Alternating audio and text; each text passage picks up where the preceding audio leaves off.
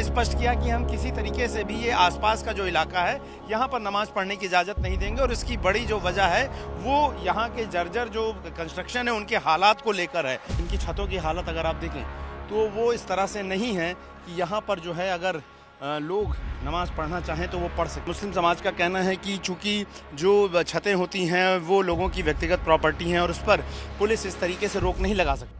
रमज़ान में होने वाली अलविदा जुमे की नमाज और उसके बाद ईद की नमाज, इसको लेकर प्रशासन ने स्पष्ट किया है कि लोग छतों पर नमाज नहीं पढ़ सकेंगे और इसको लेकर काफ़ी विवाद हो रहा है। इस वक्त हम संभल की शाही जामा मस्जिद पर है जहां पर सबसे ज़्यादा भीड़ होने की उम्मीद है। और चूँकि जो पिछली बार जो नमाज होती थी यहाँ पर भीड़ बढ़ने पर यहाँ पर मस्जिद के सामने की जो खाली जगह थी लोग यहाँ पर नमाज़ पढ़ लिया करते थे, लेकिन अब यहाँ पर चूंकि पुलिस चौकी बन गई, ऐसे में जब पीस कमेटी की बैठक हो रही थी तो ये सवाल उठा कि जो बाकी लोग आए तो क्या वो आसपास की छतों पर नमाज पढ़ लें।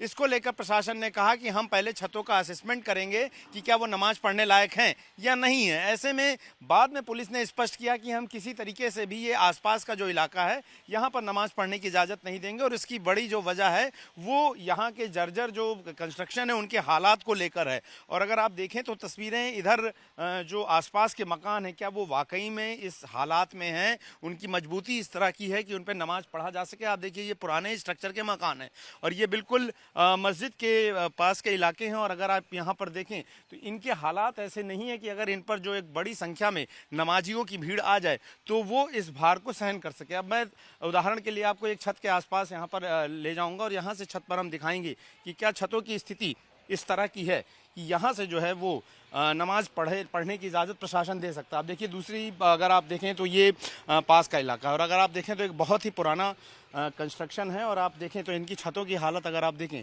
तो वो इस तरह से नहीं है कि यहाँ पर जो है अगर लोग नमाज़ पढ़ना चाहें तो वो पढ़ सकें। और आप देखिए ठीक ये शाही जामा मस्जिद का जो मुख्य हिस्सा है वो आपको तस्वीरों में नज़र आ रहा होगा और ठीक उसके सामने की ये छतें हैं और इन छतों के हालात इस तरह के हैं जो पुराने कंस्ट्रक्शन के मकान हैं।